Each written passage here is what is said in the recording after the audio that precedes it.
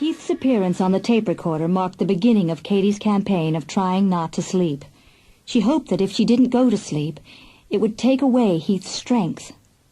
Maybe she could even make him fade away altogether. The first night, she slogged through a term paper for Mr. Preston's English class. She thought it was turning out to be as good as any of the work she'd done before. Staying awake all night is easy. After all, I've done it plenty times before. Never on purpose.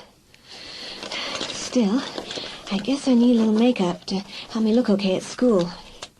Maybe some eye drops to take care of the redness. There. And a little cover-up under my eyes to hide the dark circles. There. You look great. No one will ever know I've been up all night. I wonder why Heath didn't try to make me fall asleep last night. He's pulled me into sleep lots of times before. What happened? Maybe he's planning some new trick for me. Some new horror.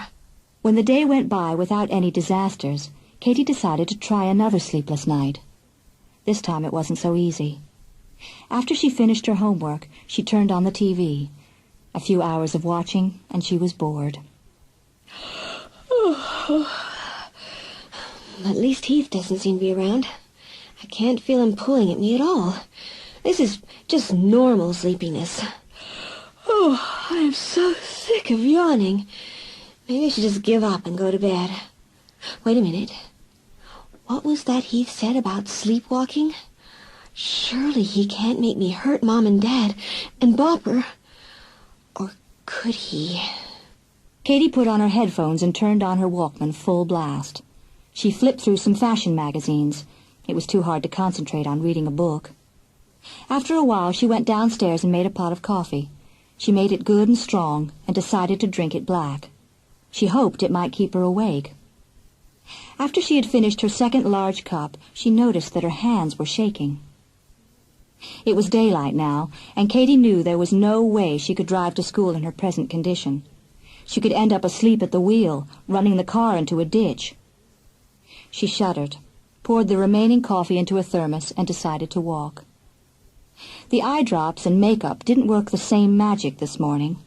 She put on extra blusher and told herself she looked fine, but she felt strangely off balance, not herself. All the way to school, Katie had the weird feeling she was being followed.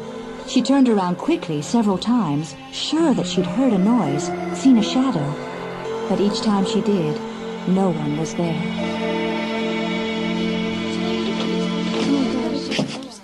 Nice dress, Katie. But gee, you look wasted. Should you be in school? Are you sick or something? Why don't you try minding your own business once in a while, Raquel? Okay. I mean, Rachel. Why does she have to compliment everything I wear? She might as well know I can see right through her. Katie? Say, that was a terrific job on the last paper, Katie. That's the kind of work I'm used to seeing from you. Glad you're back on track. Thanks. But if you don't mind my saying so, Katie, you look a little peaked. I want good work, but there's no need to push yourself too hard. I don't want you to make yourself sick. Actually, Katie didn't feel very well. But when she thought of going home, she became fearful of going to sleep. Before her last class, she stopped at her locker and got out her thermos. She drank a quick cup of coffee, trying to ignore the curious looks of passing students. She felt like shouting something rude at them. Her hands were shaking again. She couldn't control them. The thermos and cup slipped from her grasp and crashed to the floor. What are you looking at? Didn't you ever drop anything? It's okay, Katie. Here, we'll put these pieces in the wastebasket. I'm sorry about what I said to you before, Raquel. I'm really not feeling well. That's okay. I knew something had to be the matter. Look, don't touch anything. There's glass all over. I'll get a janitor to help us with this. Why don't you go get tidied up? Coffee splashed all over your legs and your dress. Thanks, Raquel. Hey, Katie, you talk to me like that again and you've had it. Katie smiled back and shook her head. Then she walked to the restroom. She ran cold water in the sink and splashed it on her face. I wish I could tell Raquel what's really the matter, but what would I say?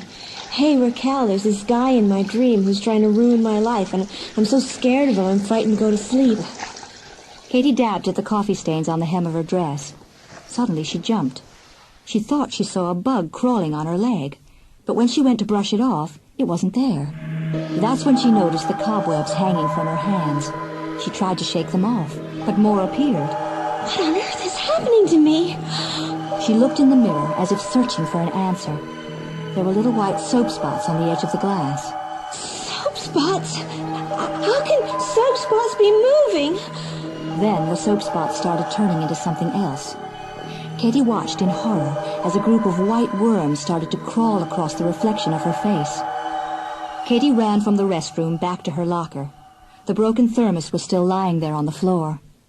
Grabbing her coat, she ran from the school and didn't stop running until she reached her house. When she opened the front door, little flames leapt out of the keyhole. Katie knew then that Heath must have come back. Suddenly she felt so tired that she had to force herself to keep moving until she got to her room. She was barely able to hang up her clothes and change into her nightgown before she fell asleep. Well, gee, I was beginning to think we weren't pals anymore. Come around more often. Don't make yourself a stranger. You know, sometimes it scares me how clever I am. I knew you'd try to pull something like staying awake sooner or later. That's not very smart. A girl needs her beauty sleep. Heath, why are you tormenting me? If you hate me so much, why don't you go and haunt someone else? I'm not gonna give you another warning. The more you try playing these games with me, the worse it's gonna get. Oh, as for staying awake to try and get rid of me, forget it. It's too bad you didn't read up on your subject a little bit. You know, I've always loved to read. That's why I've always got the edge. Let me tell you about dreams, Katie. Nobody can do without them. If you stay awake so you don't dream, you know what happens? You just make up for it by dreaming more than ever when you finally do go to sleep. And since you haven't had any sleep for the past couple of nights, you're going to be doing a whole lot of dreaming. Might as well make yourself at home. We're going to be spending quite a bit of time together. Katie stirred, gazing at the Saturday morning sunlight filtering through the curtains on her bedroom window. She threw an arm across her face, shielding her eyes. Hours of sleep had made her feel much better. She heard the clock on the bedside table ticking away, and she turned to look at it. It was 11 o'clock.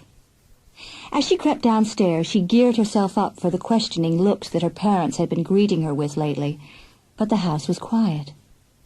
In the kitchen, she found a note stuck on the refrigerator door. Then she remembered. Her parents were leaving for their vacation that day. The note said that they'd had to set off very early and had not wanted to wake her. Katie sighed with relief and poured herself a bowl of cereal. What am I going to do today? Turn myself in at the local funny farm? I don't think I'm crazy. But insane people never do. What did he say last night about it being too bad I didn't know more about dreams? So, I'll read up on the subject. In less than an hour, Katie was sitting in the local library. On a table in front of her were stacked every book on sleep and dreaming she'd been able to carry over from the shelves. She began to read. Maybe Heath is right. People need to dream. If deprived of dreaming for a period of time, there follows a phase where they dream more than usual to make up for it. Sleepwalking doesn't occur during dreaming. When you are dreaming, you can't move your arms and legs. That means I won't wake up and find I've murdered my whole family in a crazed dream like Heath said. Just like him to think up a cruel lie like that. But it wasn't until Katie had read quite a bit more that she came upon something that brought tears to her eyes. She reached a chapter on sleep deprivation experiments. Subjects had become angry and suspicious, just as she had been with Raquel. Not only did they act strangely, but they also had hallucinations. They saw things like cobwebs on their hands and crawling bugs.